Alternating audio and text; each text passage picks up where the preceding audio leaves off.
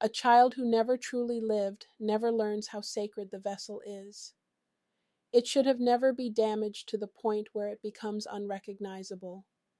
And just like bitter divorced parents pretending to get along for the child's sake, the mind and body sometimes form a fragile truce simply to survive. To explain what scarred me at home, my mind drags the pain into the classroom, and my body, it can only say, I really don't want to be here.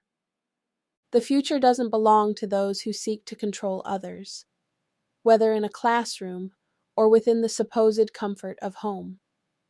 No one deserves to be the puppet of another's expectations. I remember the red bricks of the 3-story building, glistening after the morning rain. It looked alive again. The air was so fresh, as if nature itself was trying to help me understand the language of my soul. I was 10 years old, sitting on the front stairs, listening to the laughter of children echoing around me. They were so happy, so free, running, shouting, smiling together. I wanted to join them. I longed for it. But something inside me whispered that I wasn't worthy of their friendship, that I was somehow too different, too broken to be one of them. In my teenage years, the mornings felt heavier.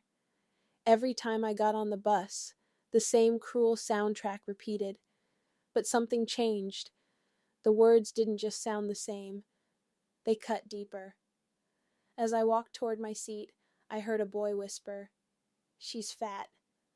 Another girl chimed in, "Don't let her sit by you." Their laughter echoed, louder than the rumble of the bus engine. When the day ended, I would rush to get back on that same bus, hoping, just hoping, that maybe this time someone would see me. I sat close to the bus driver, silently praying that his presence would somehow protect me from the daily humiliation. The obnoxious bell rang, snapping me back into the present. It was time for math class. The room went silent as we were handed review sheets for the finals. I remembered how to solve the equations. I wanted to focus, but all I could see was x equals, and suddenly I was back in the moment my stepfather took my diary and handed it to his eldest daughter to read. My mind blurred the math with my trauma. I tried again. X equals. But now I remembered how he checked my bag without permission, violating my privacy like it meant nothing. This wasn't math class anymore. It was a maze of memories. High school started. Time moved fast, but the wounds ran deeper. The loud, painful bell screamed through the halls. It was time for English. Always my favorite subject. I pulled my book out of my backpack, ready to dive into the project. A timer was set. Silent reading began. But once again my delicate mind locked itself. Thoughts crept in uninvited. Remember when Mom laughed as she told the story of how she burned your hand to stop you from stealing food? I sank lower into my seat. This was supposed to be English class, but instead, I was reliving the fire of my childhood.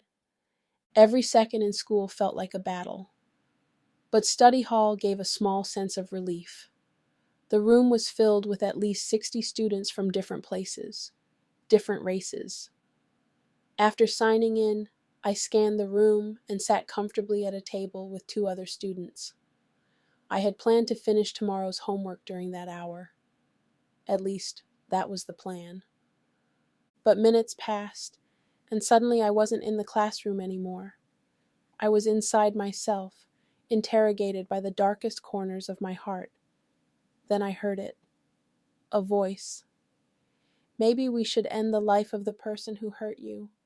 Stab their flesh, and every time you raise the knife, it equals how many times they cut through your innocent soul. Only then will you feel free. These thoughts were hitting different this time. "I think I love this one," the voice said. My anger was rising from its hiding place, taking form.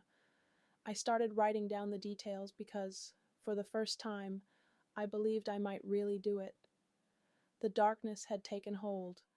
Wherever I went, it followed. Time kept shifting. The seasons changed, and so did I, but not for the better. Although I never went through with ending someone else's life, I became my own enemy. I turned the violence inward.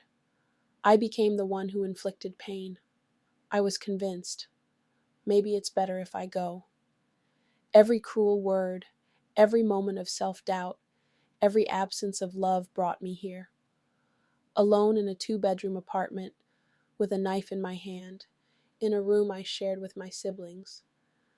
But this time, nobody was home, or so I thought.